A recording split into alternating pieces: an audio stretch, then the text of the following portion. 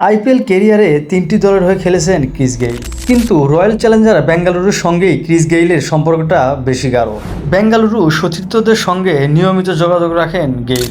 গত পরশু রাতে লিগ পর্বের দলটির শেষ ম্যাচ তো মাঠে বসেই দেখেছেন ক্রিস গেইল।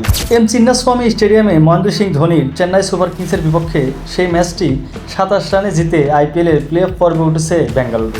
ম্যাচ শেষে কোহলি, ডুপ্লেসি, কার্তিকদের অভিনন্দন জানাতে বেঙ্গালুরুর ড্রেসিং রুমে গিয়েছিলেন গেইল। পরে একটি সাক্ষাৎকারও দিয়েছেন গেইল। আমোদে জীবনযাপনে অভ্যস্ত গেইল। সাক্ষাৎকার দিতে গিয়েও বেশ রসিকতা করেছেন তিনি। গেইল বলেন, বেঙ্গালুরুর প্রয়োজনে খেলতে নেমে যেতে পারেন তিনি। ইউনিভার্স বস গেইলকে শেষবার আইপিএলে খেলতে দেখা গেছে ২০২১ সালে। বিশ্বের সবচেয়ে জনপ্রিয় এই ফ্র্যাঞ্চাইজি লিগে ইম্প্যাক্ট সাবের আবির্ভাব হয়েছে ২০২৩ সালে।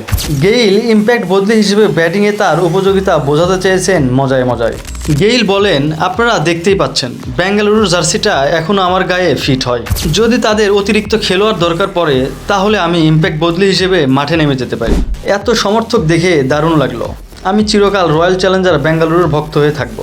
এম চিন্নাস্বামী স্টেডিয়ামে ২০১৩ আইপিএলে পুনে ওয়ারিয়র্স ইন্ডিয়ার বিপক্ষে ১৩-৪ ও ১৭ ছক্কায় ৬৬ বলে ১৭৫ রানের অনবদ্য ইনিংস উপহার দিয়েছিলেন গেইল, যা এখনও স্বীকৃত টি-20তে ব্যক্তিগত সর্বোচ্চ রানের বিশ্ব রেকর্ড হিসেবে টিকে আছে। এছাড়াও এ মাঠে আরও কয়েকটি চোখ ধাঁধানো ইনিংস খেলেছেন ক্রিস গেইল। তো বন্ধুরা, ভিডিওটি নিয়ে কোনো মন্তব্য থাকলে অবশ্যই কমেন্টে জানাবেন এবং প্রতিনিয়ত ক্রিকেটের নতুন নতুন ভিডিও পাওয়ার জন্য আমাদের চ্যানেলটি অবশ্যই সাবস্ক্রাইব করবেন। ধন্যবাদ।